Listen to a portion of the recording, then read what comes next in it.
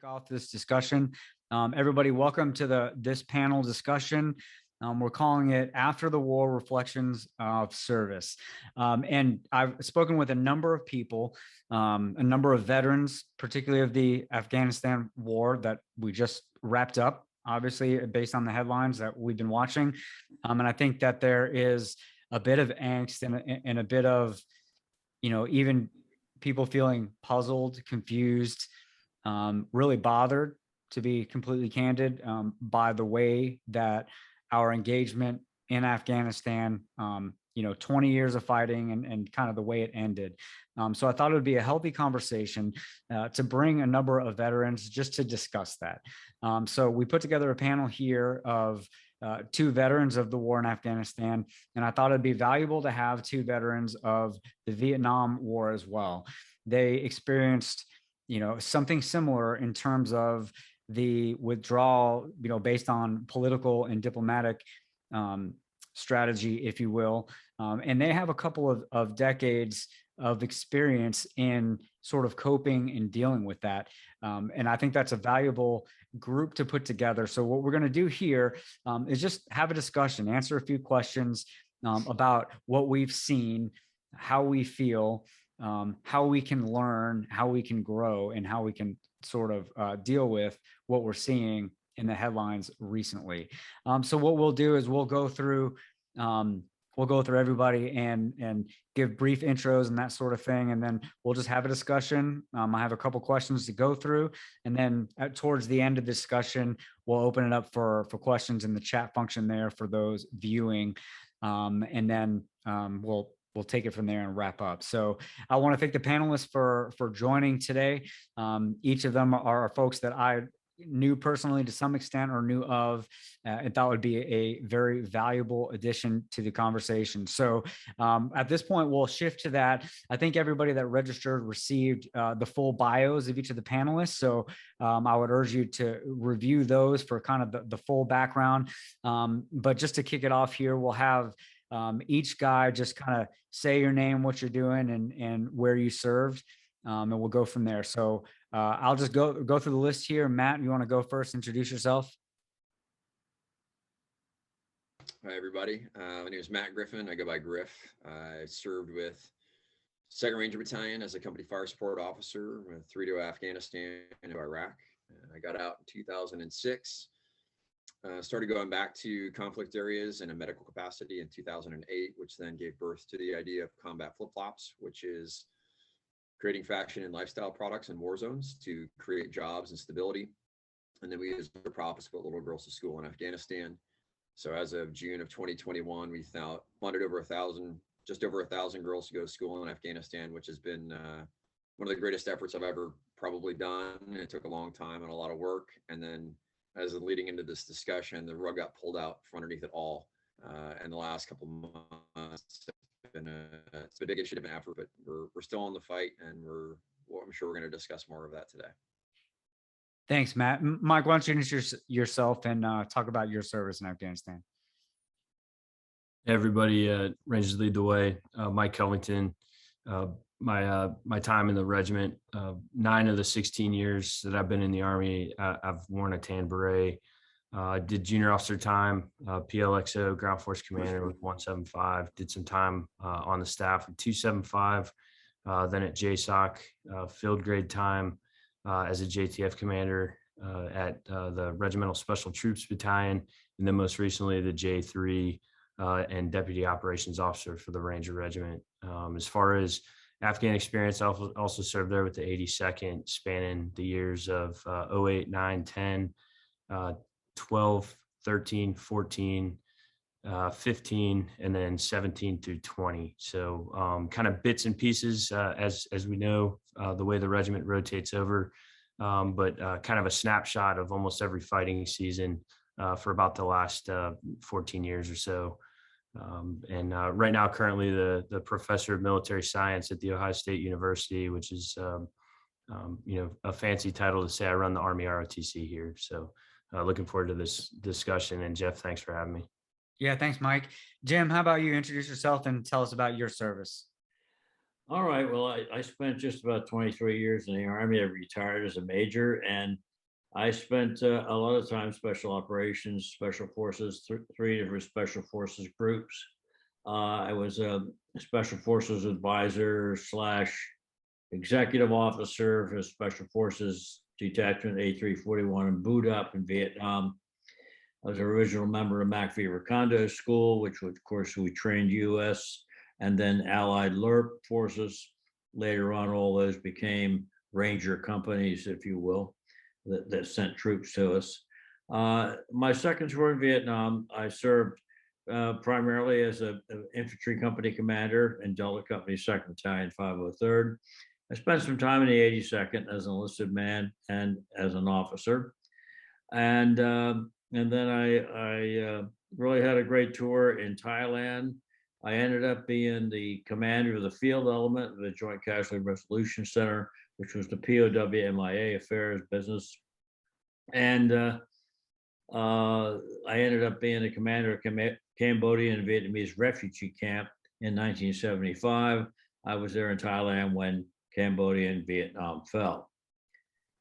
Since my retirement in the Army, I became an actor in television and movies, and we don't need to talk about that much.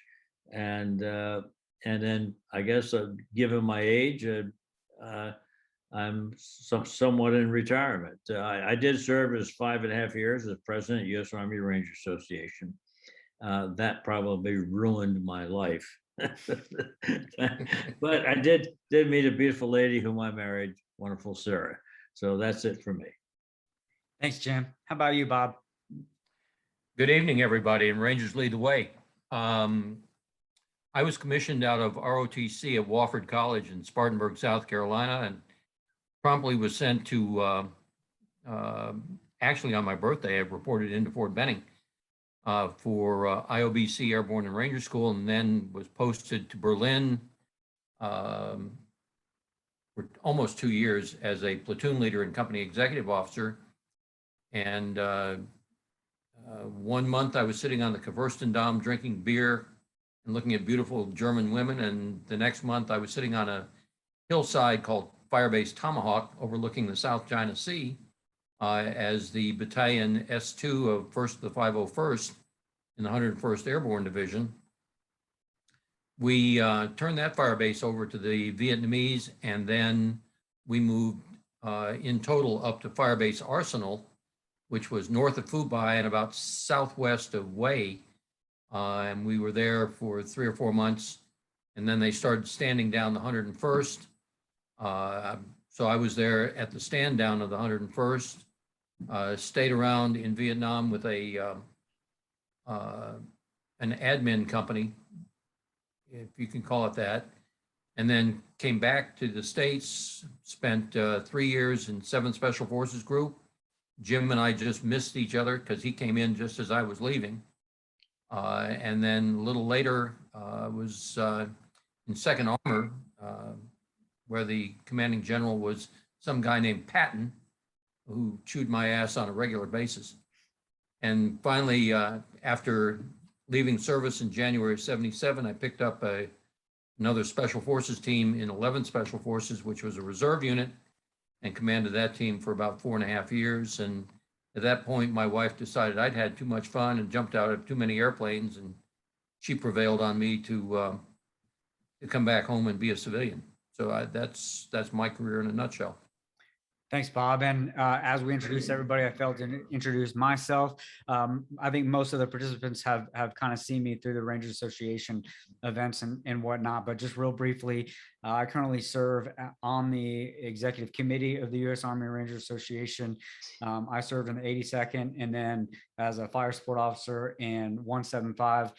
In fact, Mike and I went to rope together back in the day and have since left service, obviously, and now a civilian in the investment industry. Importantly, over the last couple of years, I've gotten involved with volunteering at the regiment through their Phalanx program. And that's been a big deal for me to kind of reconnect and be a part of the community again, which you'll hear me talk a lot about in terms of the community tonight. So let's go ahead and start thinking about what we saw and start talking about what we saw and how we felt. So Mike, I'm going to start with you here because you kind of have the longest, broadest experience specifically in Afghanistan as we go to that. So how did you respond over the last few months, given your time there? What was your reaction, and what did you see and what did you feel seeing everything go down earlier this summer? Jeff is a tough one to capture, I think, in words. Rangers don't really like talking about their emotions, so it was kind of interesting when you said we're going to talk about our feelings tonight. But I think many of us have probably gone through a lot of the different steps of grief with this one. Over 3 years of my adult life has been spent in that country. A lot of it away from my 4 kids and my wife. And so I think on a personal level, there was a lot of sadness involved in watching it all play out. I had just recently PCS from the Ranger Regiment in July. So a pretty helpless feeling, having been RFS from the team to move to a college campus and kind of watch all this play out in open source after recently unplugging from the matrix. There was certainly a lot of anger involved as well for me. I think there was a lot of us that kind of knew what was going to happen next as we kind of watched things play out over the summer. And so for that reason, it was kind of hard to consume the news to a point where I had to just turn it off because I just couldn't deal with some of the disingenuous comments that were happening.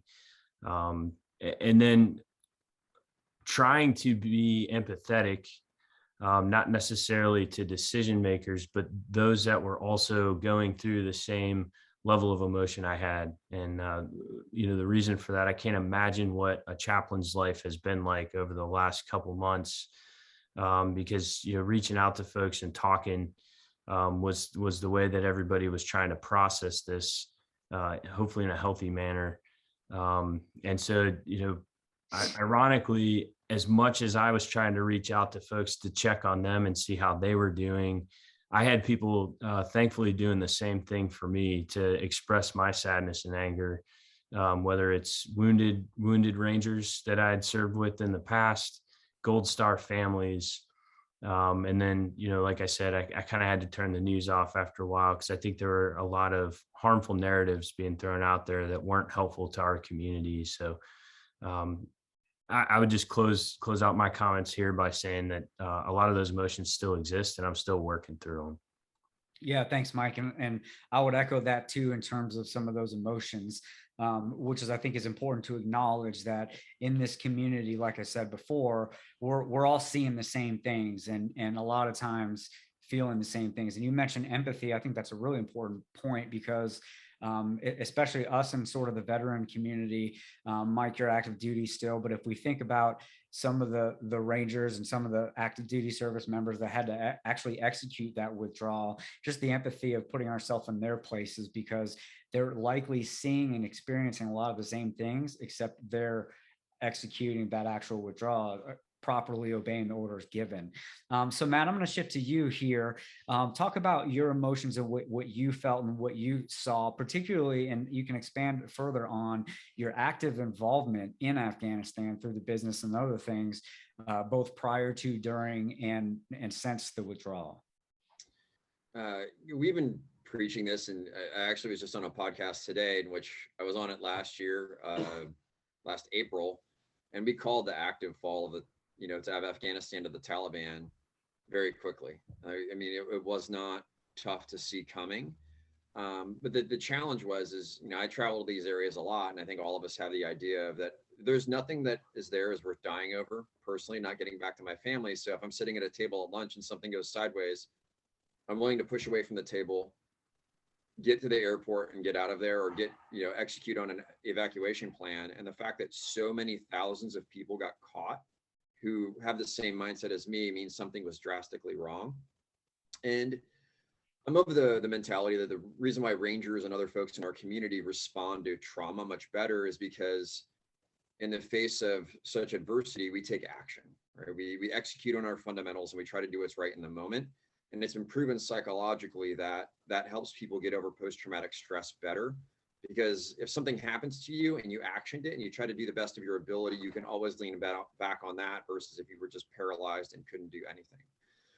So when it started happening, we have a lot of commercial assets on the ground. I work there for business, and so we're actually able to get in touch with people and find out what's going on.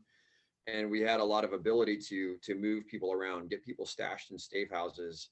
I had a lot of friends contact me and said, "Hey, I need to stash a buddy," or "Hey, I need access to the airfield." And we did everything that we possibly could, being a good staff officer, with all the monitors up, all the comms channels up, WhatsApp, Facebook, Signal, everything. And we just started funneling in information, and we brought a whole team of people in, and we staffed up, and we got people stashed in safe houses. We found out which ground routes were the safest to get out. We found out which borders they should avoid, which checkpoints, they should stay away from. And we did everything we possibly could to keep as many people as safe as possible. And we did get a few people out. And one of the coolest things, that I got to witness, from afar from my computer, was the ability to access the network inside HKIA, and the creativity of Rangers and our special operators on the ground in order to be able to find people outside the wire, go fetch them, bring them in, get them on an airplane, and get them out. It was really cool to see a group of vetted veterans be able to leverage our network to get a cell phone for a guy on the ground to go save civilians that were there. And there were a handful of cases that made the 3 weeks that I spent in my office and didn't see my family worth it. We saved human lives. I mean, that is something that we could do in the face of such adversity. Emotionally, I was really distraught about it. When I hopped on the scale 3 weeks later, I lost 17 pounds. People, were like, "Dude, you look thin." And it's because I had a sleeping mat next to my desk, and we were constantly getting up, checking our messages, checking our routes, getting funding to people to buy food and groceries and get to places. And then from a warfighter's perspective, looking ahead at what the enemy was doing to prevent our people from running into traps. So when HKIA shut down and everybody ran to Mazar-e-Sharif, I told all of my folks, "Do not go to Maz. It's a trap. They are filtering you through checkpoints. They're going to catch you at the airport. They're going to catch you there." And then all of my folks stayed, and the groups of people that didn't listen, they ended up getting snatched up, or they ran into troubles and they had to find their way back. And so it was really difficult. And I'd have to say I didn't process a lot of emotions at that time, just because we were working. But now that I sit back and look on it now, I've got a different series of emotions, which we'll get into later. But I have to say that, did Rangers do what Rangers are going to do? And sua sponte, we're just of our own accord, we're going to take action and do the right thing to help save people. Well said. So we're going to shift over to the Vietnam guys now, because they had a different perspective based on experience from decades past. So Jim, I'll start with you here. What was your reaction to seeing what happened specifically in Afghanistan as it relates to your experience in Vietnam? Well, I was obviously started to draw some parallels based on my experience. I was very frustrated with news media coverage. I became very frustrated with the whole process. I couldn't understand, just why they gave up Bagram Air Base and why they walked out in the middle of the night. I said, my God, they're just people throwing their hands up and saying, we have to get out of here. The sky is falling. And obviously all the politics involved. I was very, very bitter against the Secretary of State and the Secretary of Defense, as well as the Chairman of Joint Chiefs. I keep thinking of the words honor and integrity, and when I heard that it was Biden was putting out the word that, well, nobody pushed back, none of my generals pushed back, and I kept thinking, I've met General Miller several times, and I couldn't imagine, based on his experience, what I knew about his military experience, that he would that he didn't push back in some respect. I found it odd that they haven't really made his testimony that public. I might have missed that point. I just didn't see him in the news media at all. I wondered why. And I just felt there, I realized that maybe it was time, after all this time, to get out of Afghanistan, but it was the process by which they've done it and the way I think they've lied to the American public about it. I compared that to the way Vietnam fell. And listening to Matt here reminds me of, when I was in Joint Casualty Resolution Center in Thailand, 75, we sent people over to our Saigon office to actually the evacuation of Saigon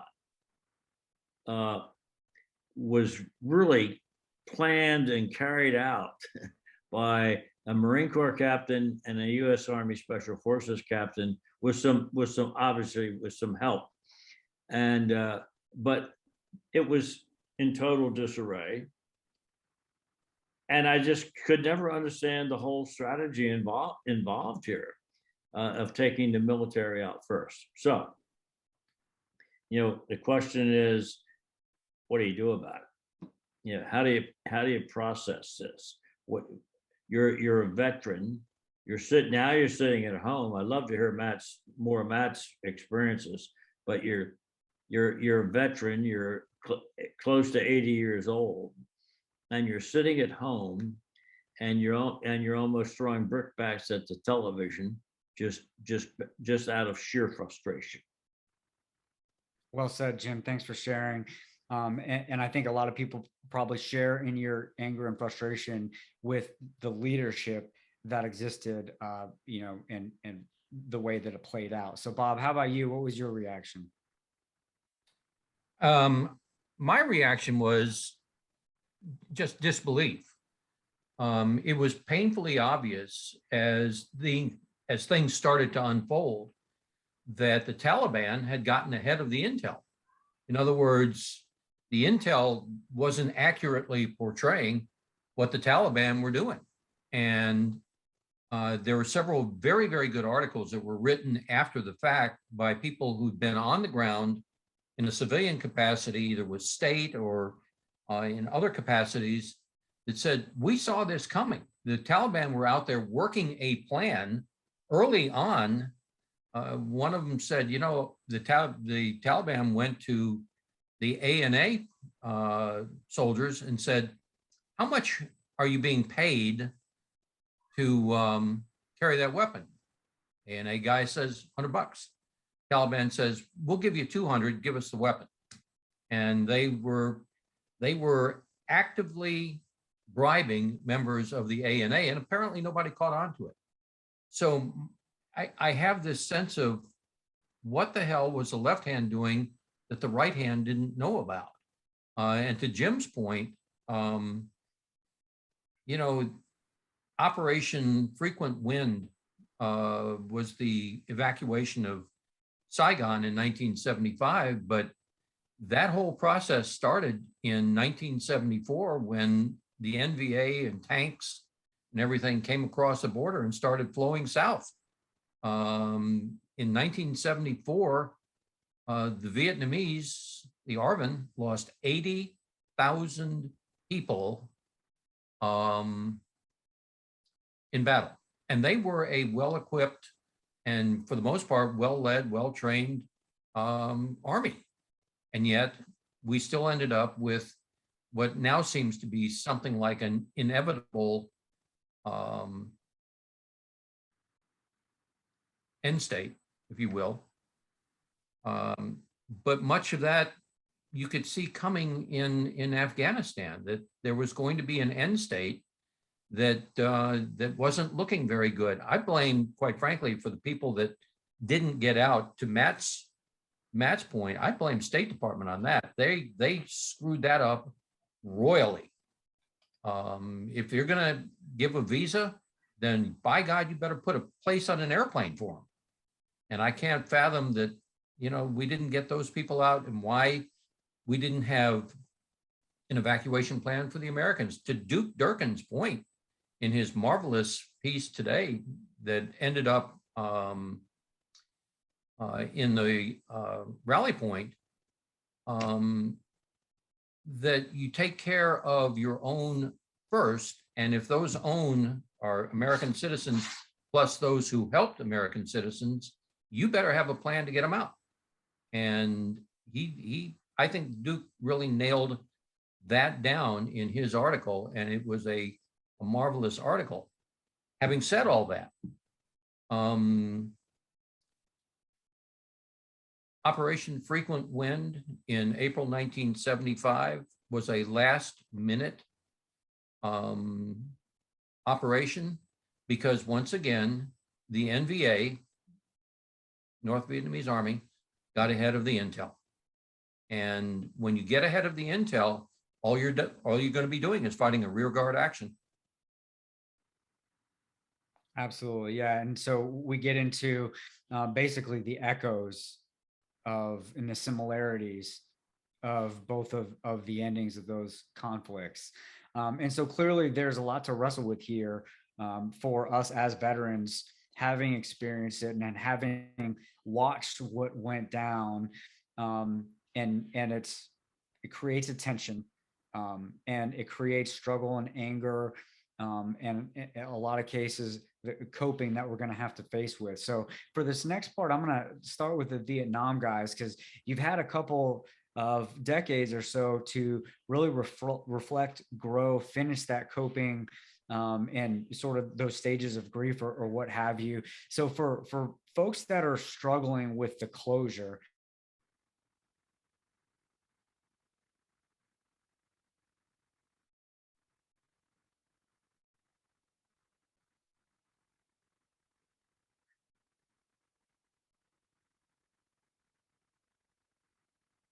I lost you for a second, Jeff. Yeah, so did I.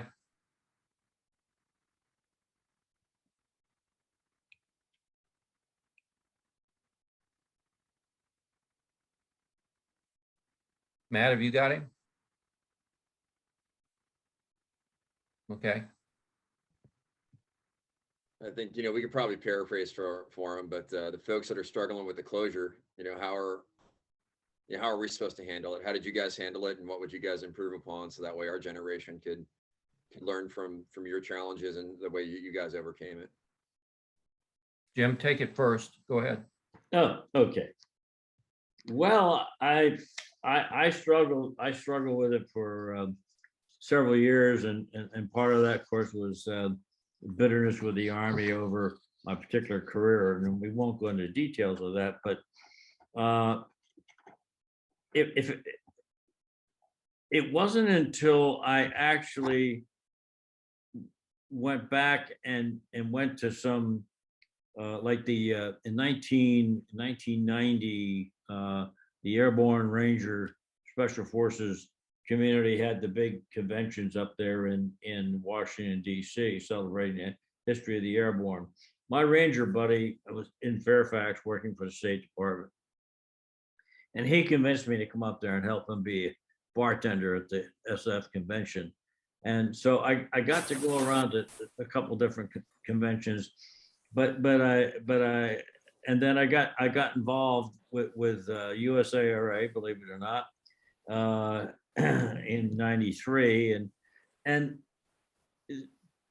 I guess talking with people, vetting it out, whether it's over coffee or whether it's over beer or wine or whatever, and we all have our little minor differences here and there. It's only natural. But attending reunions, and I made several notes here. Now I got to put my glasses on because I'm starting to tear up.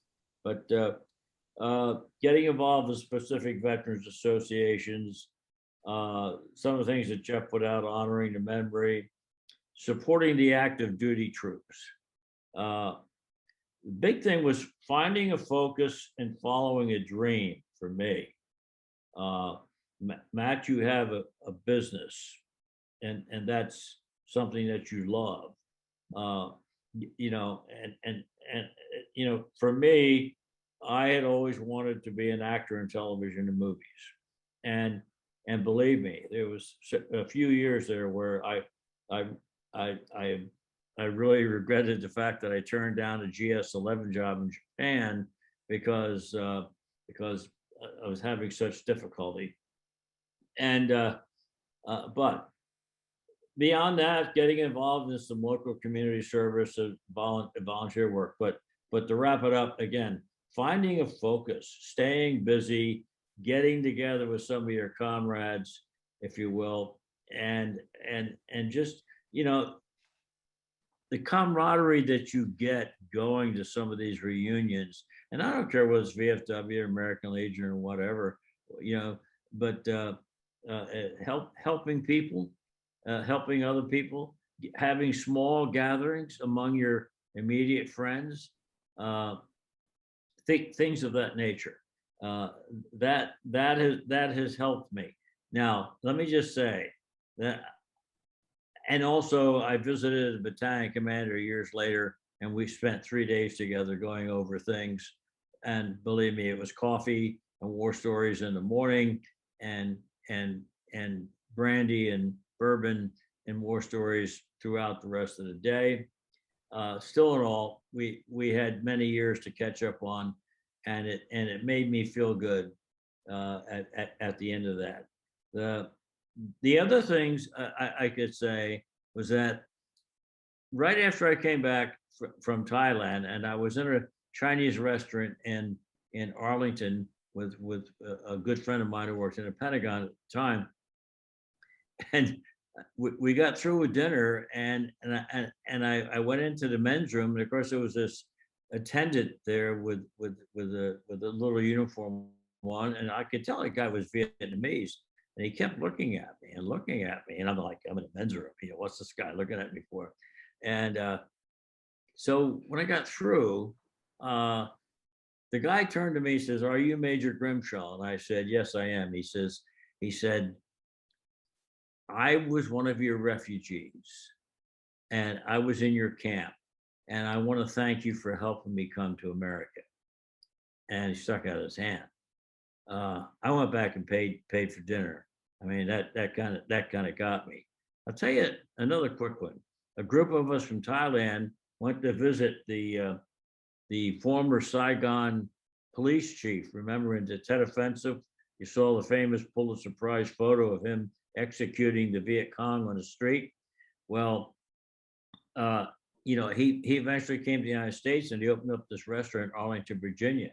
So a group of us from Joint Casualty Resolution Center, we went to his restaurant, and we went in there. And when he found out that we were Vietnam veterans, then he told the waitress, "Go away. You know, I got a special menu for these guys." And we sat and talked with him about various experiences. So that was, you know, that and some other things. I've got a whole laundry list here, but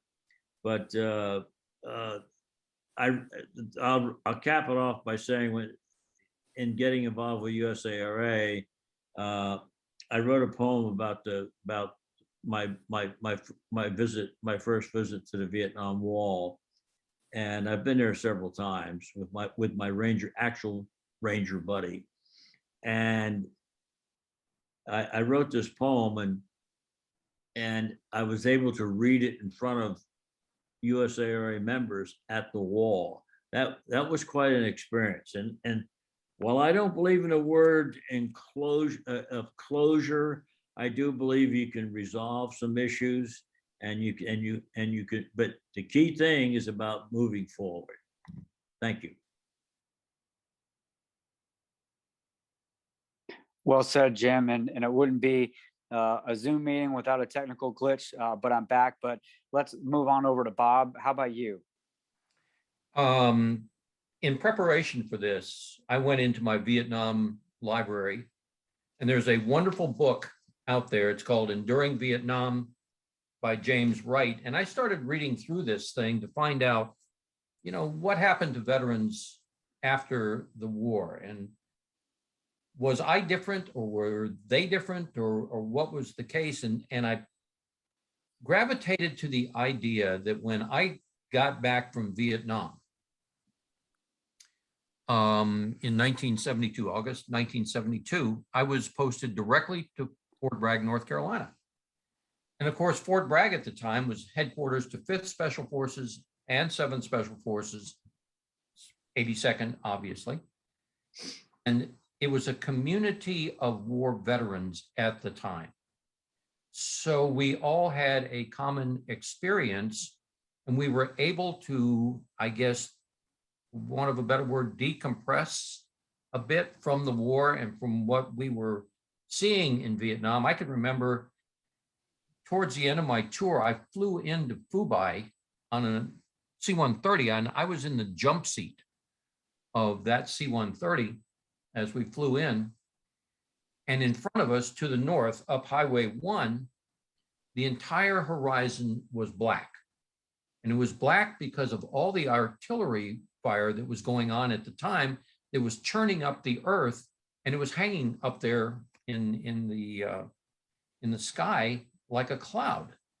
So we land at Phu Bai, and I get off the aircraft, and the stench of death was simply overwhelming.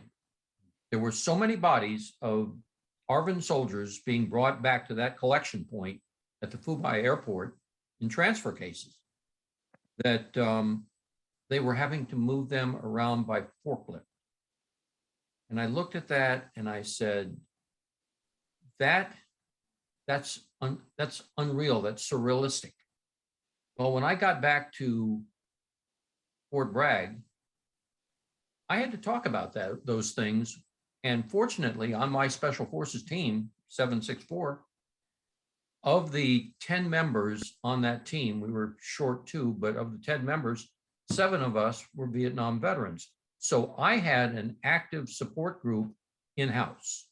But not only that, around me, I had an entire community of people who had gone through the same experiences, that knew more than I did, way more than I did. So I was able to spend 3 years not only commanding the SF team, but also using that time to reintegrate into, or out of, if you will, out of a war mentality of what had gone on in Vietnam. But the biggest thing that I did was, as I mentioned, after my 11th Special Forces Group time, my wife prevailed on me to go be a civilian and do stuff that normal civilians do. I kind of disengaged from the military overall. And I stayed away from the military from 1983 until sometime in about 1994, when the divorce occurred. And that's when I reconnected with the military, people that I'd served with. So I had a hiatus in there that allowed me to come to grips with what the difference was in being a soldier, combat veteran, and being a civilian. And I think that helped me overall. The biggest thing I learned from all that, though, was that leaving the military was the worst thing I ever did in my entire life. I should have stayed. That's where I felt the most meaningful. Thanks for sharing that, Bob. I can't help but to notice and comment on what both Jim and Bob said in terms of the community, right? I think a lot of us are going to be seeking some sort of growth or closure through this. And for any veteran out there, what we need to keep in mind is that we're not alone in this. Isolation is the enemy. Isolation is the enemy, and that's what corners us. But we're not meant to go through life alone. We're not meant to go through struggles alone. And that's what organizations like this and the other Ranger organizations and the other veteran groups really allow for, is that connection, so that we have that group around us, just like both of you gentlemen mentioned. And I think that that's important to highlight, because for those of us, fresh off of the conflict ending that we were involved in, we could be well to listen to the wisdom from you guys. And so if we think about seeking closure and growing through it, the other piece of it with, on one side is community is what's going to get us through. And then on the other side of it, it's like Matt said earlier, it's taking action, and that's going to help us as well. So let's talk a little bit about what is it that we can do? What can we do proactive? Because I think that we can fight this sense of helplessness because of what we're seeing on TV. So Matt, I'm going to start with you, because you're extremely proactive and actually active with what's going on the ground there. But for anybody watching, how can we take action and really contribute to the cause, however that may look, so that we're not just feeling kind of hopeless and helpless? It's the first thing is like, I have this stupid Venn diagram that I keep in my journal, and when I'm feeling like I'm struggling about something, but it's right here. I don't know if you guys can see it, but on one side it says what matters, and the other side says what you can control, and where it overlaps is where you need to focus. And it's really taken a really good look in your life of like what matters to you, right? And if this matters to you, and Afghanistan matters to you, and what you can control, and you find where the overlap is, spend some time there. That'll give you the ability to put your actions in a way that's meaningful to you, that you can see forward progress on, that helps. There are a lot of Afghans that are relocating to the United States. They're going to need homes. They're going to need shelter. Their kids are going to need food and diapers and all those other things as they get put into a completely different society. And I don't know how many times we joked about it when we deployed, but if you were to take somebody out of a village in Afghanistan and then dump them off into a Walmart grocery store, how big of a shock it would be. Well, now that's happening. There are thousands of people that have had their lives completely upended due to massive incompetencies that are now facing that level of shock here in America. If it's meaningful to you and you can help one person, one family, that will make you feel better about it. The other thing I enjoy doing now, and it is funny because I've been really struggling. I've been really depressed over the last 2 months over what's happening, and I've been angry. And I got a chance to yell at my senator's staffers the other day about what happened and all of the massive incompetencies that has happened. And I walked back in after that meeting into the House, and I was chipper and I was happy. And I got to tell you, guys like us that are experienced, who know what we're doing, who know the military lingo, who know the ground, who know the commanders, who can outline all the failures backed by fact, and yell at the senators and yell at these staffers. If enough of us do that often enough, we're going to make it so painful for them that they have to make a change. And I say, like, don't write your senator, don't write them an email, don't, submit the online form, write them and pester them until you get an in-person appointment or a Zoom appointment where you can stare them in the eye and tell them what they're doing is wrong. And then eventually some of them are going to hear it where they can't not unhear it. It's going to be in the back of their head always that there's a better way to do something, and you might have dropped a good piece of knowledge in somebody who can actually make a difference at that level to where they might make that change in the future. So call all your congressmen, call your senators, make those appointments, and go after them, and don't let up until they make a change. It doesn't cost you anything other than a little bit of time, and I guarantee you'll feel better after doing it. It's like tab checking a new private. Just make it a congressional. Have fun. If I could just raise my hand for half a second, as I made some notes for tonight, one of the items that I wrote down on here are thoughts. Item number 9 was feckless politicians. And that's, I think Matt hit right dead square on that point right there. Feckless politicians. Oh, yes. Absolutely. Mike, how about you? What do you think that we can do to be proactive? Yeah, I think Griff hit on a lot of it. Going back to the original kind of how you feel about things. I think this isn't over, right? Like it's not over for us.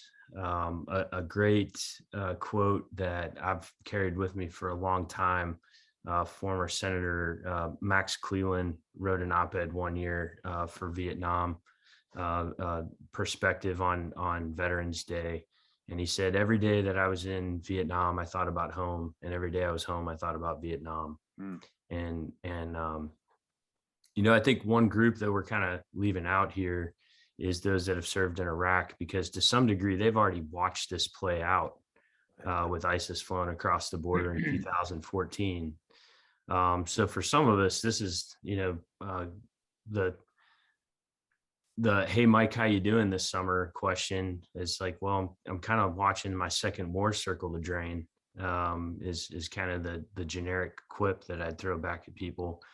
But I think, going back to the emotions, like it's also not over for us, because guys like Griff, we've been so focused on helping other people that I don't think the smoke is really cleared for us to be able to kind of see this objectively and a little bit removed from the problem, because we're still in it. Helping others, I think is a key point that I want to reinforce. Back in 2012, I served in the 82nd and sponsored an SIV packet for my linguist. He came to the United States in late 2016 after doing alligator rolls with the State Department. I had 53 different congressional offices across the House and the Senate, from about 18 different states, and a bunch of my friends involved in asking specifically about his case number.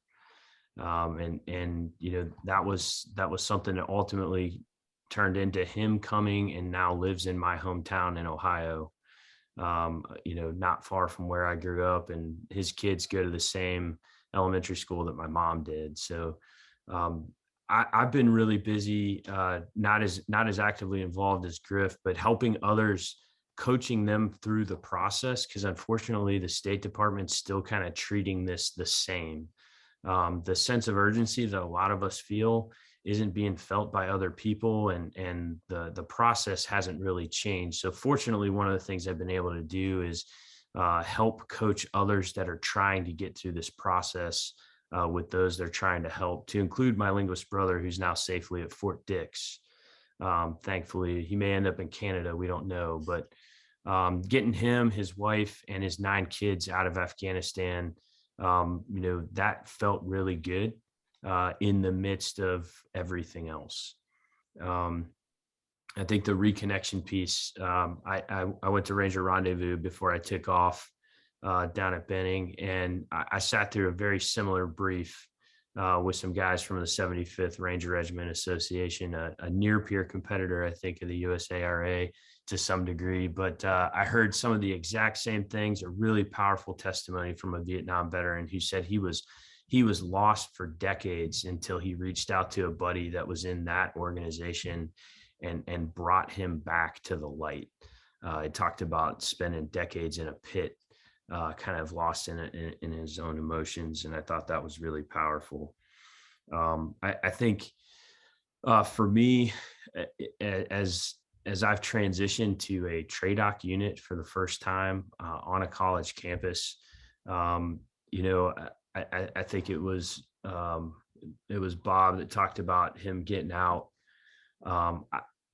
We all have to transition at some point, and I'm at 16 years, and I know it's coming sooner than I'd want, but also know that I need to start preparing for that transition at some point. And I had a really interesting opportunity to engage some folks in downtown Columbus at an event hosted by General Ferreter at the National Veteran Memorial and Museum with a bunch of Purple Heart recipients. And we had a call for action with a lot of the state level leadership for the VSOs, and how Vietnam veterans specifically can help us as Iraq and Afghan war vets kind of gracefully transition as much as possible, to show us the right way to deal with a tragedy like this, and to kind of shepherd us through the process at the local level, to be that leadership for those of us that need help. And then the transition piece, I think, everybody kind of has to find a second mission when they transition. Jeff, I know you know what that feels like, and the other gentlemen on the screen here for the panelists. I'm still looking for that, but my wife's a veteran and I've watched her go through her own transition of finding her second mission. Right now, mine is, potentially looking at passing the torch to the next generation of Army officers as I pour into cadets here at Ohio State, and trying to share my experiences with them. That's where my focus has been. If I'm not working the phones on my free time or answering emails, as Kabul imploded. So that's been my focus on campus, is really just pouring into them, sharing my experiences and helping them understand kind of what's going on in the bigger picture as well. Thanks, Mike. And I'll add the 75th Ranger Regiment Association. I wouldn't call them a near peer competitor. I'd call them an ally with a similar and overlapping mission. I'm a member of both, so full disclosure. Roger that. Roger that. But let's go back to Jim here. So you talked about kind of what you went through and your path. So what advice would you give to some younger guys that are seeking to take action in order to do something and take a little bit of control with their energy, and pour into something that they can actually do? Well, I just go back to the thing of it was for me. It was something that, a career that I wanted to follow ever since I was a kid. Besides being in the military, and then the idea that you really do have to focus on it. I don't care what kind of business that you're in.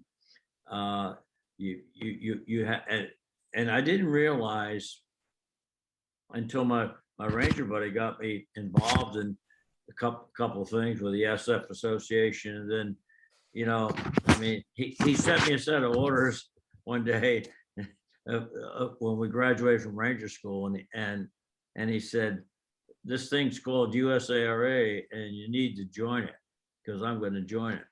Well, little did I know that I'd end up being the president of it, and so it had its ups and downs. So I was president when we changed the color of the beret, for example.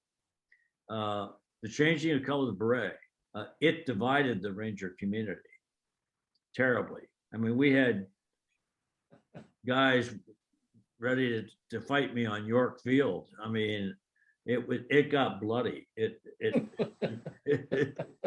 really did. And at first, the association, for example, we said, this is how terrible, and Chief of Staff of the Army, you can't do this. And then suddenly there was the realization was that we were merely a veterans organization and we don't control the Army. So we might want to step back a little bit. One of the things that maybe to answer your question better is that getting involved, really looking at your family, of where you come from, who your family members are, checking. For me, I was divorced a few times. My kids were separated from me, and it was not until I sat down with one of my daughters and had a very long heart-to-heart conversation about dysfunctional families. And I mean, I again, I can't emphasize enough where I rejoined various organizations. I got actively involved. So the second career was one thing, and it was what I focused on. But also I realized I had to put time. I missed being in the military. I was like, to Bob's point, I truly missed it. And I got to the point where I said, well, being bitter, the only person that really hurts is you. So reach out. And I went through a couple of things that, for example, I had a son who was murdered. Okay. And I had to go through that. and with divided family. And I went to an Army friend of mine who was a psychologist, and he recommended certain things that I do in order to get to the funeral and this and that. And so we went through all that. So I had that tragedy that put upon me, and trying to get over that. So some of these other issues kind of went away for a while, but still in all, it went back to going back and getting contacted with my Ranger buddy, getting contacted with different people. And Duke brought something out, I think, in his article, and it's been a few days since I read it. So, this unification of Ranger associations, okay, since we're kind of tap dancing around the issue a little bit, that was tried several decades ago by some very fiery Rangers, and I would like to think that all of that is over now, and some of the work that's been done in joining the events at the various Ranger rendezvous and so forth, that maybe this is the path to go, and having one organization. Well, the problem was everybody was wrapped up in the World War II vets were the Darby's Rangers guys, and they were very proud, and they weren't going to share any of that. I mean, they shared certain things with us, and some of them joined our organization. There were a lot of crossovers. We belonged to 2 or 3 different Ranger associations. I can tell you, when I was president at USARA, and Bill Spees started WAR. The reason why Bill Spees started it, and we're friends now, so I don't want to pick a fight with him, but the reason why Bill Spees started WAR was because we threw him out of USARA for being cantankerous, and he wanted to get back at us. So a lot of these issues, then came the Black Beret thing, and every time we turned around and trying to unify Ranger associations, something interfered with it, something big that we had no control over, So anyway, I think we're on a good path with that, and we should continue to try. And that Thanks, doesn't Jim. mean we take away the identity of each group. Everybody has their own thing. To wrap up, what I was saying is that I just found that getting back in touch with people that and one thing leads to another. It's, what's the word, networking? One thing led to another, and I go to a Ranger rendezvous and I run into a guy I hadn't seen in 20 years, things of that nature, this recent Ranger rendezvous, the couple of hours spent at the pistol range, I had more fun out there in 2 or 3 hours than I did probably at the whole thing. Well, we have to communicate with each other. We have to talk to each other. And the thing is, for me, go see that parachute jump once in a while. Go to that Ranger rendezvous. Go to that best Ranger competition. And as you get older, you go to these Rangers in Actions demonstrations, and you sit there and you go, oh, I did that. And I think it's an enlightenment period. So the best thing we can do is keep talking to each other. And sometimes if that's in the middle of the night, then by God, let it be. Thanks, Jim. A lot of powerful insight there throughout your experiences. And so I'll mention that the current leadership of all the Ranger organizations have a heart and a vision, and I think a unified desire to, even if not officially merge, really join in unison. And that's certainly a hope of mine.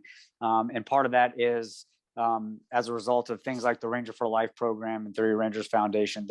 We're moving towards unification, which I think is to your point there. So as we shift to Bob here on what guys can do, you mentioned something that I think is really, really important. And I hope that there's active duty Rangers out there watching today that can think about this. Mike touched on it as well. And I'll share about my transition story. I don't know if I completely regret leaving the military, but part of me always will. At least not staying in the reserve component, which is what the value of these organizations and connections are. So Bob, you mentioned that as a big struggle. So how did you get through that? And then again, what did you find as your purpose? What Jim is talking about, finding that thing to pour into, you found a new purpose. So how did you get to that, and what can we do? All right, well, let me dovetail into something that Mike said, and that was, he's looking for a second mission. And I think that if you are in the military, there will come a point, as I did when I woke up and said, I really don't want to do this anymore, but where do I go from here? And you have to have a plan B somewhere in your back pocket to be able to dovetail into that. Now, one of the things that I did learn, I left active duty, then I was in active reserve status for 4.5 years. And at the end of that time, or during that time, I went to work for Merrill Lynch as a financial advisor, had some fun, made a little money, but was never really happy. It was where I felt I belonged. And every time a C-130 would fly over the house or something like that, I thought to myself, I should really be up there getting ready 2 minutes out and the green light.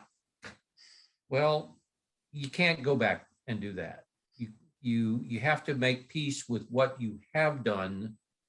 And then if that's not making you happy, then go to plan C, for Pete's sake. My plan C, once I retired in 2006 from Merrill Lynch, was to get actively involved with military organizations. I was actively involved with the military committee and the committee here in Smyrna, Georgia, that puts on the Memorial Day functions and the Veterans Day functions. I did that. I was the master of ceremonies for a number of years for that, which put me in touch with a lot of people. Once I got in USARA with Jim, that opened up a whole new vista of meet and greet and go see things and do interesting things and talk to interesting people and kind of get my fingers back in the pie, if you will. As I was reading that book I mentioned, and during Vietnam, a lot of these guys came back from Vietnam with, as Duke calls it, PTS. He doesn't like the term PTSD because it's not a disorder. It's not. But it took them a while. And on average, as they went through interviewing Vietnam veterans, it took some of these veterans up to 15 years to get working through what they had gone through in Vietnam. So it's not a short-term solution necessarily. It may be something that is going to take a while for people to work through it. And I would just say, always reach out. Somebody is always there. I talked to Duke, or sent Duke a message this morning about his article, which I thought was marvelous. But reach out, talk to people, connect with people. Don't get tunnel vision. I mean, it doesn't necessarily mean you have to always connect with somebody in the military or somebody that you knew in the military, but you have to connect with some people somewhere so that you are living a full life. And I guess that's where we would go with that. You don't sit there and just die slowly. Live a full life. Amen. Well said. And thank you, Bob. Real quickly before we kind of wrap here and conclude, I know, Mike, you're you're very active in writing for the Havoc Journal. So I'd like your take on kind of, since you're involved in getting messaging out, as is Matt, what's your take on kind of the media and how we should address or think about that? Yeah, thanks. And Jeff, I had a mentor that I've been talking to kind of help process this. And, one of the things that it's really, really hard, I think, to dive into, but it's worthwhile leaning into it in this discussion is some of the negative narratives going around the media of, saying this was a waste. What was it all for? And some of the people that I've been talking to during this time period, you can't ask those questions or lament about that in the midst of talking with Gold Star families and wounded vets of Iraq and Afghanistan. And, I just want to acknowledge, I see Scotty Dome is on, and Corey Remsburg, some folks that are treasures of the Ranger community. And I know other folks will hopefully see or hear this. But we have already counted that cost. We have made that conscious decision. We talk about sua sponte and all the times that we volunteered to do things. At one point, we've all loaded an aircraft after we've kissed our loved ones goodbye, knowing that it may be the last time that we might ever see them. And so to look back on things now and say that it was all a waste is not a helpful narrative, for the people that don't understand, but for those that do, I just echo the sentiments that we've already made that choice. We have to be at peace with it. And some of the most sage advice, literally weeks after losing his son, a Gold Star father once said to me back in 2012, bear and carry no burden for doing your duty.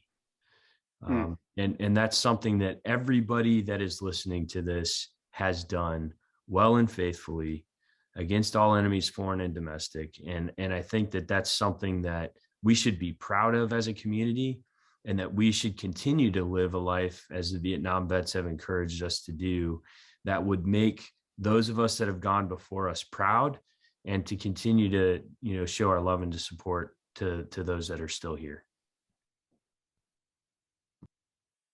Very well said. Thanks, Mike. Anything else from any of the other panelists here before I conclude and wrap us? I'd like to just say, guys, it's always our duty to support the service member. Army, Air Force, Marine, Navy, Coast Guard, doesn't matter who it is. It's always our job to support them and their families, but it's our duty to question the policy. This is our job to do. If we're out, we have the ability, Mike is kind of stuck in a position where he can't, but it's our job to question the policy and hold those policymakers accountable to make sure that doesn't happen to future service members in the future. Like that's all that I can say about it is we need to do our best right now using our street cred, our service if we have to, whatever we need to do, but we need to lean on those politicians and to get them to listen to us. They can't keep shoving us in the box, angry, disgruntled, post-traumatic stress-ridden veterans. They need to have us be competent leaders, professionals who are out there serving our communities, and that's why they should listen to us. So use what you can, do well in your communities, and use that to support the guys behind us. Absolutely. Well said. So I'm just going to close with a couple comments and thoughts summarizing what we've talked about and sort of my 2 cents. And then I think we have a few minutes. We can certainly open up for Q&A from those viewing and get, kind of their thoughts and open the conversation a little bit. But I'll just close with this. As we think about the struggles that we're facing and dealing with what's going on, I think there are 2 really important points to mention, and we kind of alluded to them throughout the conversation. And the first is the mission that we as veterans were given. And this is what Matt spoke to. What we were there for was to hunt down the bad guys. We were there to close with and destroy the enemy. And we did that very successfully for 20 years, just like the guys in Vietnam did that in their time. Rangers did what Rangers do, just like Matt said, and we were successful in that. Enemies of our country were out there, and we went and found them. Irregardless of the political and diplomatic result after the fact, what we did was our mission, and we did it well. And the second thing that I think is worth noting is I think there is value to just the concept that we were over there bringing the fight to the enemy rather than sitting back and waiting for them to come to us. So there's debate and there's gray area between how long we stayed in Afghanistan and even the conflict in Iraq and whether or not we should have been there and how long and things like that. I leave all that aside, except to say that those of us in uniform would raise our hand any day to bring the fight over there and protect the homeland and protect our families and the people here in America by taking the fight over there. And all of that is to say the fighting that we did and the mission that we had is never in vain and is never a failure, despite what we see in the news, because that's what we did and that's what we accomplished. And so the way to deal with that now moving forward is to contribute to the cause as Ranger does, sua sponte, like Matt said, find where you can take action and pour into that. And then surround yourself with like-minded folks that can relate to, that you can have the empathy that you can share with. Listen, let's honor those that we fought with. Let's remember those that sacrificed, and let's stick together through it, because then I think we can pull each other along. So with that, I think we have a few minutes here. I'd love to hear comments from anybody that's watching. Just do the thing where you raise your hand and then I'll go through and kind of pick folks one at a time. Guys, I got to go to a master's class. This is running a little bit long for me. I'm super thankful for Mike and Bob and Jim and Jeff for putting this all together. I dropped my email in the comments. If you guys need anything, please hit me up direct, griff@combatflipflops.com. But with that, guys, Rangers lead the way. All the way. Thanks, Matt. Later, guys. Thank you.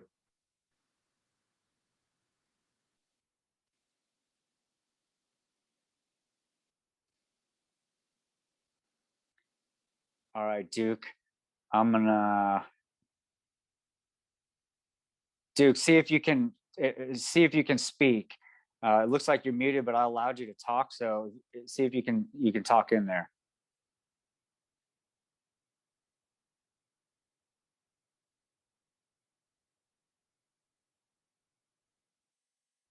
Go ahead, Duke.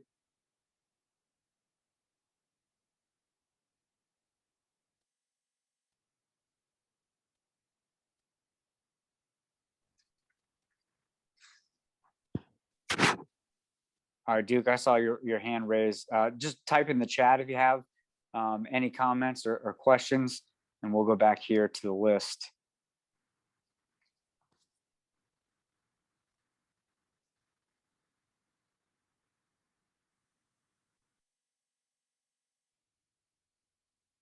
Anybody else have anything? Well, we'll go ahead and close out then. I hope that this was valuable, and I hope that we learned something from those around us and those before us.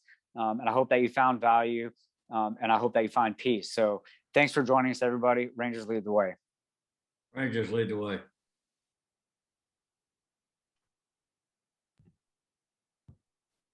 Thanks, gents. Rangers lead the way.